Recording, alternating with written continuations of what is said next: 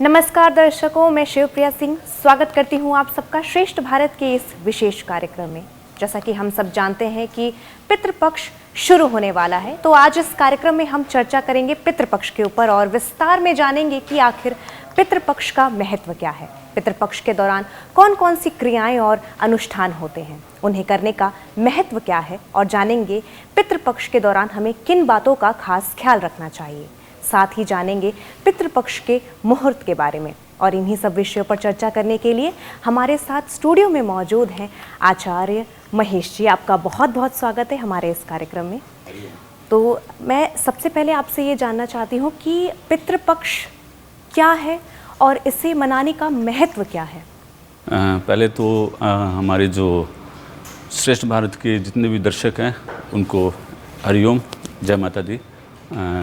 पितृपक्ष के विषय में मैं आपको ये बताना चाहता हूँ कि हमारे जो पूर्वज जो हमारे को हम यहाँ तक पहुँचे हैं, हमारे पूर्वजों का जो आशीर्वाद है वो पितरों के रूप में हमें मिले और हमारे जीवन में जो भी सुख सुविधाएं, जो ऐश्वर्य हमको प्राप्त करना है, उसमें हमारे पूर्वजों का आशीर्वाद, हमारे पितरों का आशीर्वाद और हमारे पितरों की जो कृपा है वो हमें प्राप्त हो और उसके कारण हम अपने जीवन में सुख, शांति, ऐश्वर्य, वैभव प्राप्त कर सकते हैं। मैं चाहती हूँ कि आप हमारे दर्शकों को ये भी बताएं कि पितृपक्ष में हमें किन बातों का खास ख्याल रखना चाहिए। ऐसी कौन कौन सी बातें हैं, ऐसी कौन सी चीज़ें हैं जो हमें पितृपक्ष के दौरान नहीं करनी चाहिए।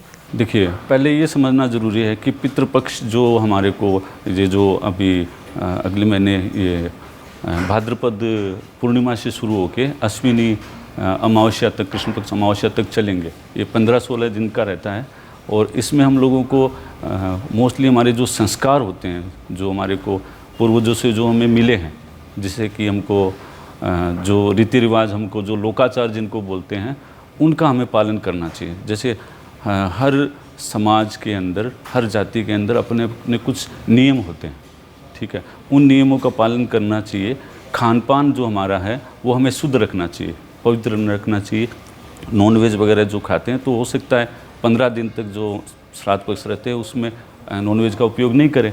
और जैसे हमारे स्नान, ध्यान और तर्पण, पिंडदान जिनकी पूजा होती है, जैसे गया जी में भी होती है, हरिद्वार में भी होती है और त्र्यंबकेश्वर में भी होती है और आंध्र प्रदेश में जो हमारे वेलूर जगह है वहाँ पे भी होती है। तो हम लोगों को कोशिश ये करनी चाहिए पितृपक्ष में कि शुद्ध, सात्विक और सदाचारी जीवन जीने के लिए प्रयास करना चाहिए।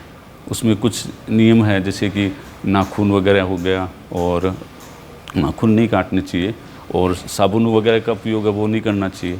इसके साथ हमको हमारे जो दैनिक दिनचर्या है उसमें हमको झूठ और किसी तरीके की ऐसी कोई नकारात्मक क्रिया नहीं करनी चाहिए जिससे कि हमारे पितरों को किसी तरीके से हमको वो हमारे को जो हमें जो संस्कार मिले उसके प्रति उनको लगे कि हमारी जो संतान है वो सकारात्मक जीवन नहीं जी पा रही। मैं चाहती हूँ कि आप हमारे दर्शकों को और विस्तार से इसके बारे में बताएं कि पितृपक्ष हर स्टेट में अलग तरीके से मनाया जाता है, तो किस तरीके से हर जगह के लोग अलग अलग तरीके से इसका। देखिए, हमारे जो उत्तरी भारत है और दक्षिण भारत है तो मोस्ट ऑफ देम जो नियम है वो सब समान है, ठीक है।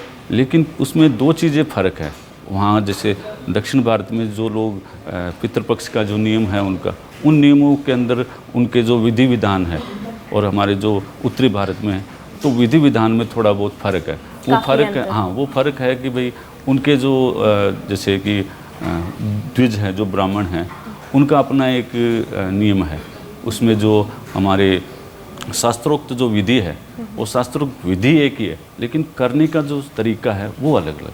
किस तरीके उसमें तरीके से ये जैसे ब्राह्मण भोजन, ब्राह्मण के लिए बोला गया है कि हम जो पितृपक्ष में ब्राह्मण भोजन करवाएं, ठीक है, ब्राह्मणों को दान करें और जो श्रेष्ठ द्विज हैं, जो श्रेष्ठ ब्राह्मण हैं, जो वैदिक विद्या के जानकार हैं, जो कर्मकांडी होने के साथ सदाचारी जीवन जीते हैं, तो सदाचारी जीवन जीने वाले ब्राह्मण ही आपको सकारात्मक और सदाचारी जीवन जीने की प्रेरणा दे सकते हैं।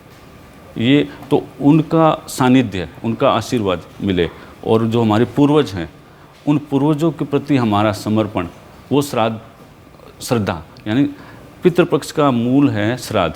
श्राद्ध का मतलब होता है श्रद्धा। हम जिनके प्रति समर्पित हैं, जिनके प्रति श्रद्धावान हैं, उनको हम अपनी क्रिया विधि, तर्पण, पूजन, उसके माध्यम से हम अपना कर्म करें। पंडित जी, मेरी एक जिज्ञासा और है कि हमने मतलब बचपन से अपने बड़े बुजुर्गों से ये सुना है कि पितृपक्ष के दौरान हमें पूजा पाठ नहीं करना चाहिए, तो ये बात किस हद तक सही है? नहीं, ऐसा कुछ नहीं है। पितृपक्ष में पितरों की पूजा की जाती है, तो इसमें ऐसा नहीं है कि आप देवताओं की पूजा नहीं कर सकते। देवताओं का अपना महत्व है, वो रेगुलरिटी रहती है। वो हमको अपने जो नियम है देवताओं के प्रति, जैसे कुल देवी है, कुल देवता हैं, या हमारे पितृ देवता हैं, तो उनका एक विधान है। उस विधान के अंदर ऐसा शास्त्रोक्त कहीं नहीं लिखा गया कि आप ये सोचें, ये विचार करें कि भाई हम श्राद्ध पक्ष में देवताओं की पूजा नहीं कर सकते। ऐसा कहीं शास्त्रोक्त नियम नहीं। तो मैं ये जानना चाहती हूँ पंडित जी कि पितृपक्ष में कहा जाता है कि नाखून नहीं काटना चाहिए या बाल नहीं कटवाना चाहिए, तो इसके पीछे की वजह क्या है कि ऐसा करना क्यों अनिवार्य है? देखिए, इसमें नियम ये होता है कि हमारे शरीर में जो प्रक्रिया चल रही है हमारी, उस प्रक्रिया के आधार पे हमको अपने नियम, अपने सैद्धांतिक जो परिवर्तन हो रहे हैं, उन परिवर्तनों में किसी तरीके का द्वेष नहीं, उसमें किसी तरीके का परिवर्तन नहीं करना चाहिए। जैसे बाल बढ़ रहे हैं या नाखून बढ़ रहे हैं, तो अगर आप उनका खंडन करेंगे तो उससे आपकी जो दैनिक व्यवस्था है, उस व्यवस्था में विघ्न आएगा। इसलिए नाखून और बालों का निषेध किया गया। कि किसी तरीके से दूसरा, जैसे झूठ बोलना, आप किसी के प्रति वैर भाव है, तो पितृपक्ष में मिटा के और सात्विक जीवन जीना चाहिए। और हमारे जो शास्त्रोक्त जो हमें नियम बताए गए हैं पूर्व, जैसे पितरों के लिए, जैसे कौवे को हम जो भोजन करते हैं, तो पहला ग्रास कौवे को दिया जाता है, दूसरा जो है हमारे गौ माता को दिया जाता है, तीसरा जो दरिद्र नारायण जो होते हैं उनको दिया जाता है, चौथा जो हमारे पशु पक्षी होते हैं उनको दिया जाता है, और ये को निकाले जाते हैं भोजन से पूर्व। तो ये नियम जो बनाए गए हैं, उन नियमों का पालन हमको करना चाहिए, और वो करेंगे तो कहीं ना कहीं हमारे जीवन में सुख, शांति, ऐश्वर्य, वैभव। क्योंकि श्राद्ध पक्ष का, पितृपक्ष का मूल उद्देश्य ये है कि आप जिस वृक्ष की टहनी है और वो आपके पूर्वजों के माध्यम से आप यहाँ तक पहुँचे हैं, तो उनका आशीर्वाद, उनकी कृपा दृष्टि आपको निरंतर मिलती रही, उसमें किसी तरीके का कोई विघ्न नहीं आए। तो पंडित जी, जिस तरीके से हम बचपन से सुनते आ रहे हैं कि हमें पक्षियों का खास ख्याल रखना चाहिए, तो इसमें कितनी सच्चाई है कि हमारे पूर्वज पक्षियों के रूप में हमसे मिलने आते हैं या आशीर्वाद देने आते हैं? देखिए, हमारा जो सनातन धर्म है, उसमें पेड़ पौधे, पशु पक्षी, जीव जंतु, पहाड़, नदियाँ, इनका अपना महत्व है। ठीक है, ये भी हमारे से जुड़े रहें।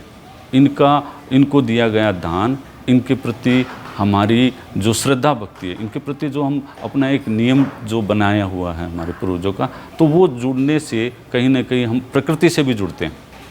पितृपक्ष में हमारे जैसे पौधे वगैरह लगाए जाते हैं, पीपल का पौधा है वो लगाया जाता है, तो और पशु पक्षियों का, ये जो गौ माता जिसको हम हमारे सनातन धर्म में सबसे पूजनीय मानते हैं, तो गौ माता का ग्रास निकाला जाता है।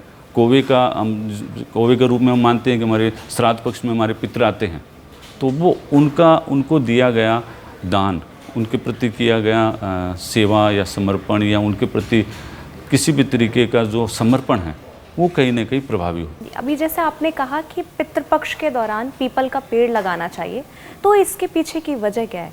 देखिए, इसकी वैज्ञानिक दृष्टिकोण से तो हमारे जो ऋषि मुनि थे, जो सनातन धर्म को व्यवस्थित जीवन जीने की प्रेरणा देते थे, तो उनका ये मानना था कि हम प्रकृति से जुड़े रहें।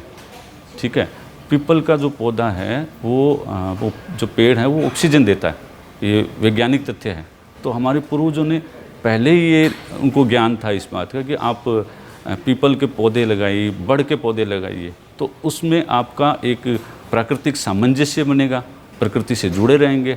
और पूर्वजों के प्रति, जैसे हमारे पूर्वजों ने भी बहुत पौधे लगाए, तो आज पेड़ बने हुए हैं, तो उनका जो वातावरण में उनका जो जो जुड़ाव था वो हमारे जीवन में बहुत सहायक होता है, हमारी सुख शांति ऐश्वर्य वैभव के लिए।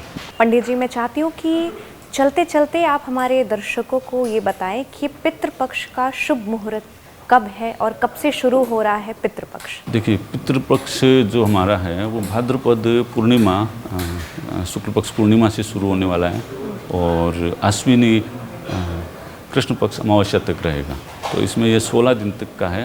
तो जैसे हमारे जो भी पूर्वज जिनकी मृत्यु हमारे इन तिथियों में हुई है, क्योंकि तिथियाँ हमारी पूर्व निर्धारित हैं, प्रतिपदा से लेके अमावस्या और पूर्णिमा।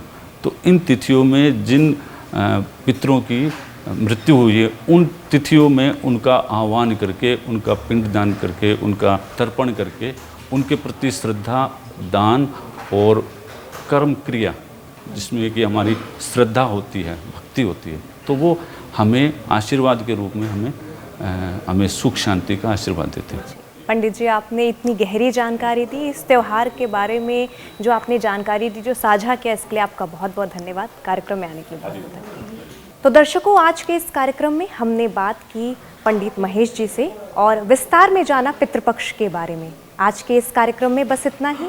बाकी के खबरों के लिए देखते रहिए श्रेष्ठ भारत।